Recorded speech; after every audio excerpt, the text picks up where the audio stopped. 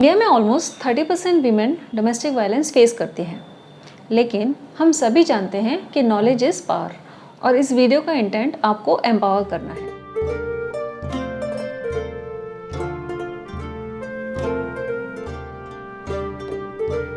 Hello everyone, welcome back to law with doctor Pratibha, जहां हम complex laws को bite size pieces में break down करते हैं और आसान भाषा में समझते हैं।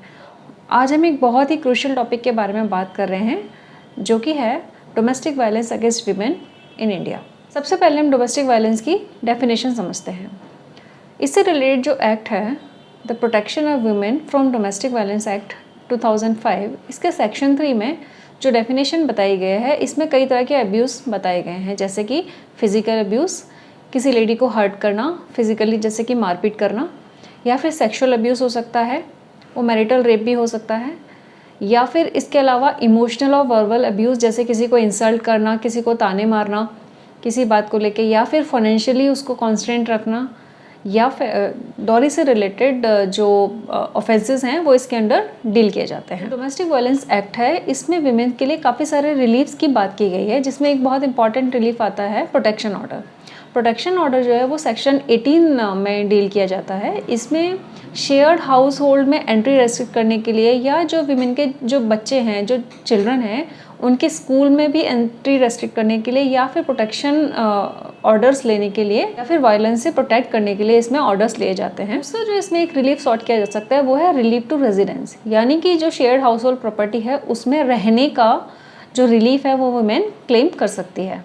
इसमें सेक्शन 20 में मॉनेटरी रिलीफ भी क्लेम किया जा सकता है। जो मॉनेटरी रिलीफ होता है उसमें अर्निंग्स के लॉस ऑफ अर्निंग्स के लिए कंपनसेशन, या फिर मेडिकल एक्सपेंसेस के लिए कंपनसेशन क्लेम किया जा सकता है। इसी एक्ट में रिस्ट्रेंट ऑर्डर की भी बात की गई है। रिस्ट्रेंट ऑर्डर का मतलब है जो शेयर्ड हाउस होल्ड प्रॉपर्टी में जहाँ विक्टिम का जो जगह दी गई है रहने के लिए, उसमें अगर किसी से उसको डर है तो वहाँ पे उनके आने की एंट्री बंद करवाई जा सकती है, और ये ऑर्डर भी लिया जा सकता है। के अंडर राइट टू मेंटेनेंस भी क्लेम किया जा सकता है, जिसमें जो भी विक्टिम होती है उनको घर से बाहर निकालने की धमकी बहुत ज़्यादा दी जाती है।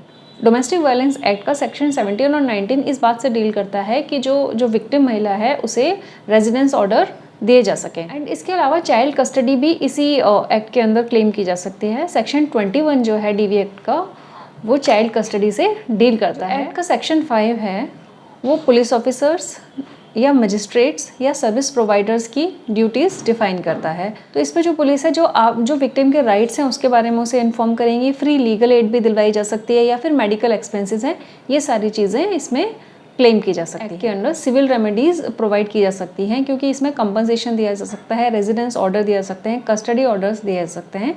जो भी ऑर्डर्स हमने अभी डिस्कस किए वो सारे इसमें क्लेम किए जा सकते हैं। कहीं कहीं ये क्रिमिनल लॉ, जो हमारा भारतीय न्याय संहिता है, भारतीय न्याय संहिता 2023 के साथ भी कुछ इंटरसेप्ट करता है। तो जो BNS के कुछ सेक्शंस हैं वो इसमें एक्स्ट्रा प्रोटेक्शन एंश्योर करते हैं, जैसे कि hurt, grievous hurt, criminal intimidation, insult, ये सारे सेक्शंस के थ्रू ये क्रिमिनल लॉज के साथ भी थोड़ा इंटरवीन करता है।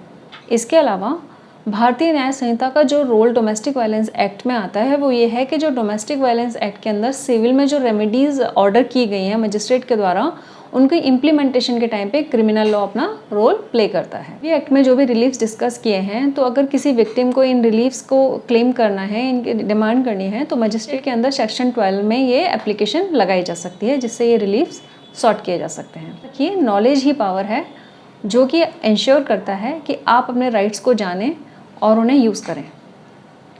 तो अगर इस वीडियो में आपको कोई वैल्यू मिली है तो please like the video and इसे शेयर कीजिए, ज़्यादा से ज़्यादा लोगों के पास ये इन्फॉर्मेशन पहुंचाइए। हो सकता है किसी को इसकी बहुत ज़रूरत हो, तो please do the needful. Also subscribe my channel, क्योंकि इस चैनल पे मैं इसी तरह के काफ़ी सारे वीडियोस डालती रहती हूँ। बहुत सारे लॉ से रिलेटेड वीडियोस मैं इस चैनल पे डालती हूँ। Thank you.